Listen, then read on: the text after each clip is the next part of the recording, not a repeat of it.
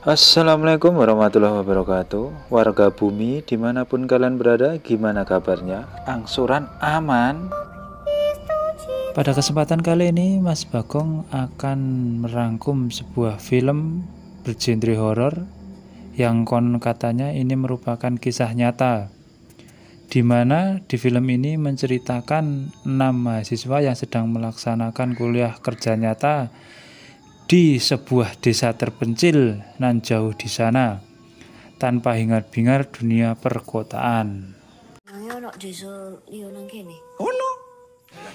Di awal video kita diarahkan ke sebuah pemandangan persawahan yang begitu asri, di mana di balik keindahan tersebut memiliki begitu banyak cerita mistis, bahkan gangguan-gangguan dari makhluk halus, karena sebuah pantangan yang mereka langgar berujung petaka.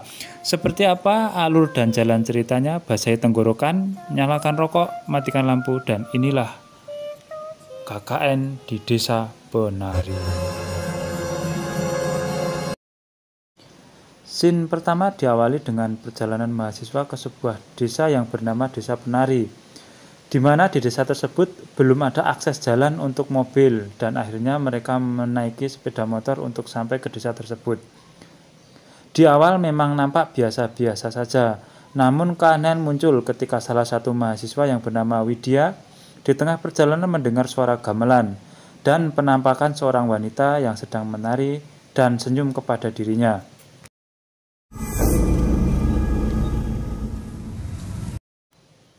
Sesampainya di gerbang masuk Desa Penari, mereka disambut oleh kepala desa yang bernama Pak Prabu.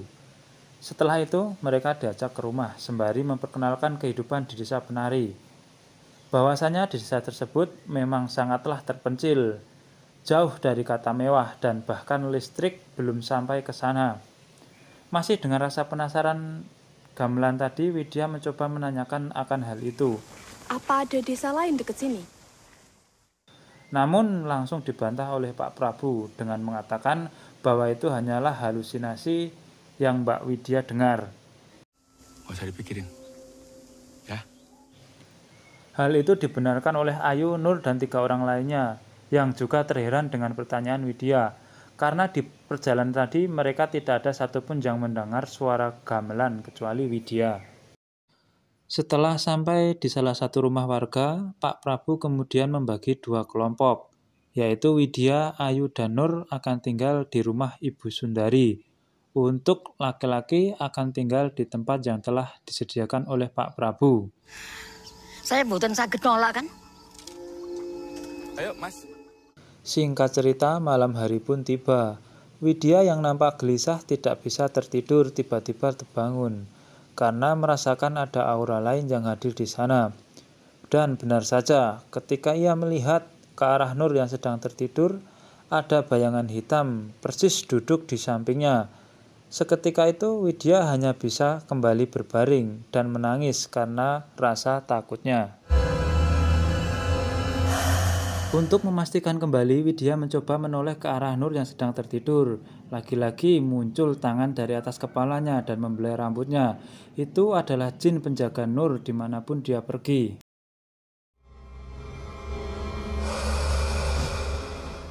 Nih.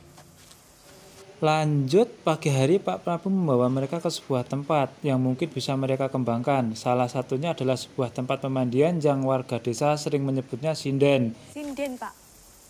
Iya, gitu kami menyebut tempat penduduk semua sudah siap membantu. Selain itu, Pak Prabu juga menjelaskan bahwa warga di desa masih mempertahankan adat dan istiadat budaya. Salah satu di antaranya adalah memberikan sesajen untuk para leluhur mereka. Tak kira gawe nyeluk setan, Pak. Yuk, polanya kayak setan. Guyon, Mas Wahyu. Di sini Nur juga merasakan keanehan seperti yang Widya rasakan, di mana saat Pak Prabu menjelaskan tentang pemandian tersebut, dia melihat makhluk hitam besar dengan mata merah dari bola pepohonan sedang menatap ke arahnya. Namun lagi-lagi dia hanya terdiam dan berusaha untuk tenang serta melanjutkan perjalanan seperti yang lain. Hingga akhirnya mereka sampai ke sebuah kuburan keramat di Desa Penari. Di sini terlihat banyak batu nisan yang tertutup oleh kain berwarna hitam. Hal itu ditanyakan salah satu di antara mereka. Namun lagi-lagi dengan ketenangan Pak Prabu dia menjawab, itu hanya sebatas tanda bahwa kuburan tersebut belum genap 10 tahun. Kenapa banyak batu nisan yang ditutupi oleh kain hitam? Kalau kuburannya belum berusia 10 tahun. Entah hal apa lagi yang dirasakan oleh Nur, karena dia masih terdiam dan tiba-tiba hampir pingsan. Namun Bima berhasil menahannya. Kemudian Bima berinisiatif untuk mengantarkan Nur ke rumah Bu Sundari untuk beristirahat, sedangkan yang lain tetap melanjutkan KKN bersama Pak Prabu. Biar saya aja yang nganter Nur kembali ke rumah. Di tengah-tengah perjalanan, Widya melihat gapura yang penuh dengan sesajen. Hal itu sontak ditanyakan kepada Pak Prabu. Di sini lagi-lagi Pak Prabu menjelaskan bahwa itu hanyalah pembatas antara desa penari dengan jalan menuju ke hutan. Di momen ini Pak Prabu sangat mewanti-wanti kepada mereka agar jangan sampai mendekat atau bahkan melewati gapura tersebut untuk menuju ke Kalian hutan. semua jangan ada yang mendekat ke gapura itu ya. Dikarenakan di dalam hutan ada suatu tempat sakral bernama Napak Tilas. Itu bukan wilayah dari Pak Prabu dan juga warga desa. Warga desa kami menyebutnya dengan nama bukan wilayah kami. Siwin berpindah ke Nur yang tiba-tiba telah berada di dalam hutan sendirian. Dia melihat sosok hitam besar dengan mata merah yang lagi-lagi menampakkan diri kepadanya. Bahkan kali ini dia berusaha mendekati Nur. Sontak hal itu membuat Nur ketakutan dan berlari menjauh darinya. Namun kali ini Nur terjatuh dan kemudian Nur terbangun dari tidurnya. Di tengah perbincangan saat mereka makan malam, dapat disimpulkan dengan jelas bahwa Ayu mempunyai rasa suka terhadap Bima. Hal itu dia tanyakan langsung kepada Nur, apakah Bima masih sendiri atau sudah mempunyai pacar. Dan itu menjadi salah satu alasan kenapa Ayu memilih bersama Bima untuk proker KKN. Bima itu udah punya pacar belum? Terus cuma mau berduaan prokernya. Di pagi hari selanjutnya, Nur dan Widya yang hendak akan mandi harus berjalan melewati rumah-rumah warga di sana. Yang mana kamar mandi di sana memang terpisah jauh dari tempat tinggal mereka.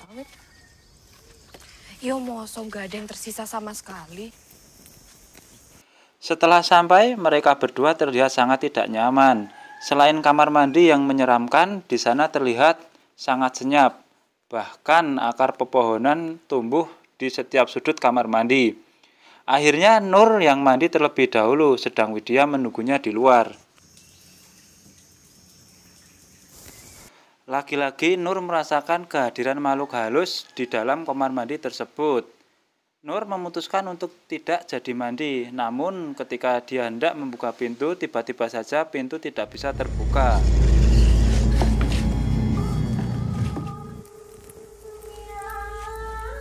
Namun anehnya ketika Nur masih berusaha membuka pintu, justru Widya mendengar suara sinden dan gamelan dari dalam kamar mandi. Nur yang sudah lemas dan sosok hitam yang makin mendekat, dia hanya bisa tertunduk dan berdoa, berharap perlindungan dari Tuhan Yang Maha Esa. Seketika itu suasana berubah menjadi senyap. Kemudian pintu itu kembali terbuka. Kenapa sih, Nur? Ketika Nur keluar dari kamar mandi, lagi-lagi dia hanya terdiam tanpa memberitahukan apa yang dialami di dalam kamar mandi tersebut. Keanehan terjadi kembali kepada Widya yang merasakan kehadiran makhluk halus di dalam kamar mandi. Kali ini dia mendengar lebih jelas suara gamelan dan sinden.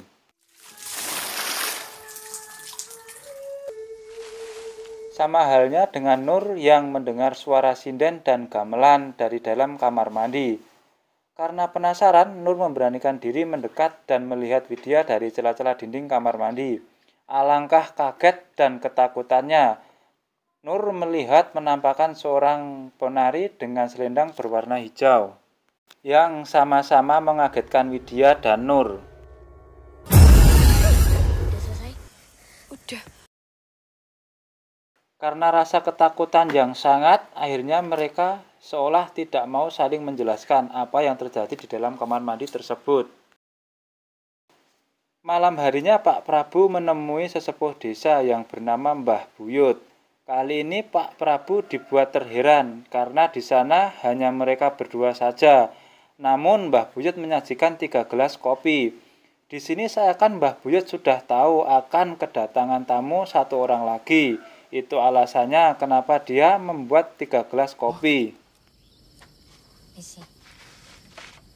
Duduk. Tak beberapa lama, Nur muncul dan mendatangi Pak Prabu yang ingin menyampaikan keanehan selama ia tinggal di desa penari tersebut. Namun belum selesai bercerita, Mbah Buyut memotong pembicaraan dan menawarkan segelas kopi tersebut. Diminum dulu kopinya. Ini memang dipersiapkan untuk kamu.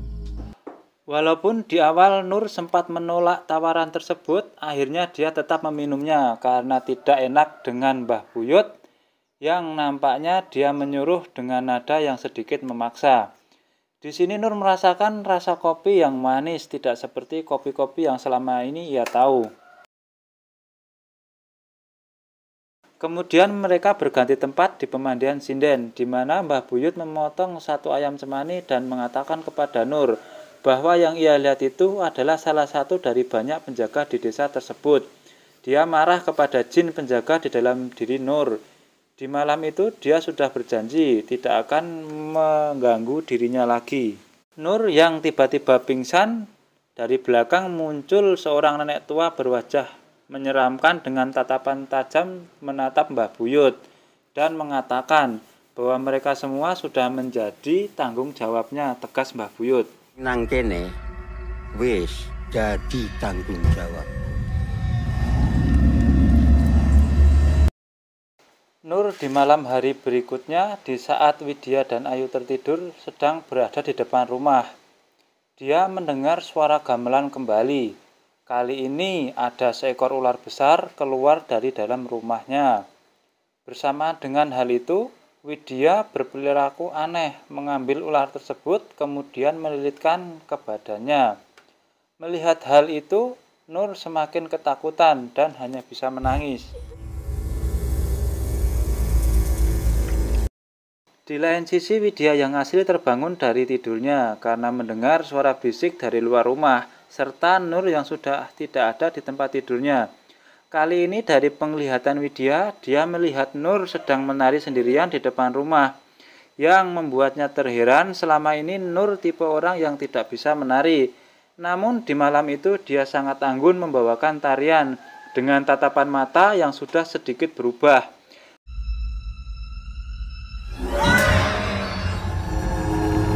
Sadar, Nur. Widya mencoba menyadarkan Nur secara berulang-ulang. Namun Nur seolah tidak mendengarkan dan tetap terus menari.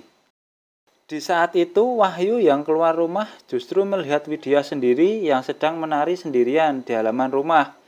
Wahyu yang berlari dan berteriak mencoba menyadarkan Widya, yang mana pada kenyataannya justru Widyalah yang sedang menari sendirian. Dan Nur dan Ayu baru keluar dari dalam rumah karena mendengar teriakan Wahyu dari luar. Lapor dari bengi-bengi. Widya. Tiba di keesokan pagi, Wahyu, Ayu, dan Widya sudah berada di rumah Mbah Buyut, yang lagi-lagi sedikit memaksa mereka untuk minum kopi. Di sini Wahyu dan Ayu merasakan kopi yang teramat sangat pahit, berbeda dengan Widya, yang mengatakan kopi itu sangatlah manis, bahkan dia meminumnya hingga habis. Dari kejadian-kejadian tersebut, ternyata Mbah Buyut sudah tahu bahwa yang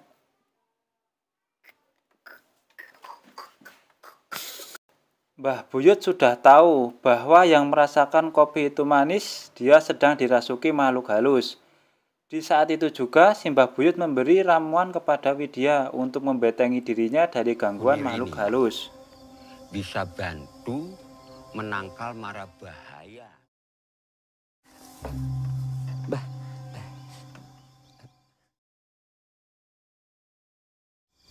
Mau Pak. Dintek nosek kopinya. Gak jadi mau Pak. Suwun. Di Di lain tempat, Nur dan Anton sedang berjalan ke arah pulang. Dia menceritakan kelakuan Bima yang makin aneh beberapa hari belakangan, di mana hampir di setiap malam ada suara desahan di kamarnya. Bahkan Anton sempat menemukan sesajen di bawah kolong tempat tidur Bima. Dengar suara Bima desah. Anehnya, sumpah aku Nur. Namun Nur yang sudah menjadi sahabat Bima sejak kecil mengelak hal itu karena dia tahu sosok Bima adalah orang yang taat agama sejak kecil. Untuk meyakinkan Nur, Anton mengajak Nur untuk mengecek di bawah kolong tempat tidur Bima. Dan benar saja, dia menemukan sajen beserta foto Widya di sana. Namun mereka tidak melihatnya karena Bima menaruhnya tepat di bawah sajen yang mereka tarik keluar.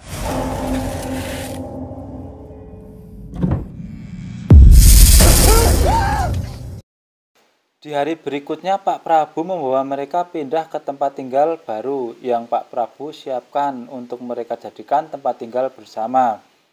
Di sini terlihat Bima yang melanggar wejangan Pak Prabu dengan melewati pembatas antara desa dan hutan menuju ke Tapak Tilas. Bim, anak saya ngarep tamong. Di dalam rumah baru penampakan kembali terlihat, yaitu ketika Widya hendak ke dapur untuk mengambil air minum. Terlihat di dalam dapur sudah ada Nur yang sedang membuat air minum. Padahal Nur tadi terlihat di kamar sedang sholat. Kemudian setelah Widya mengecek ke kamar, posisi Mukna seolah masih sama dan tidak ada seorang pun di sana.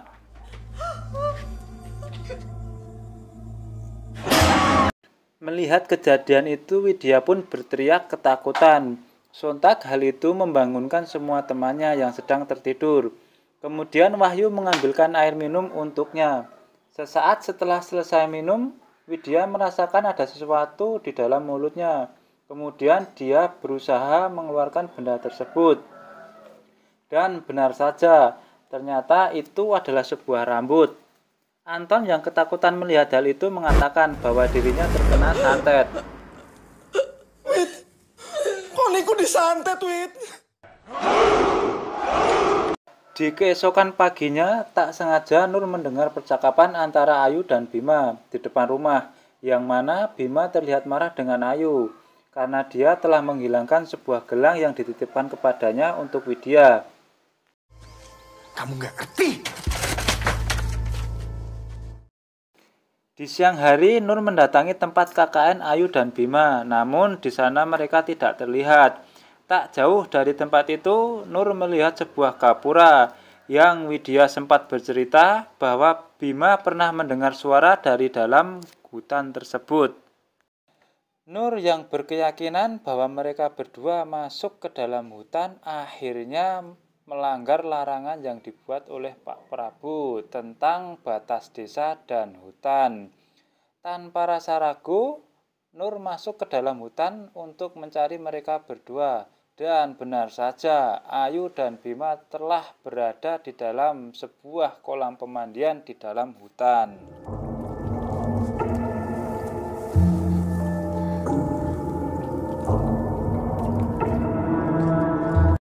Lanjut, Nur yang telah berada di dalam hutan menemukan sebuah sanggar lengkap dengan bermacam-macam gamelan, nampak tak terurus dan ditinggalkan begitu saja.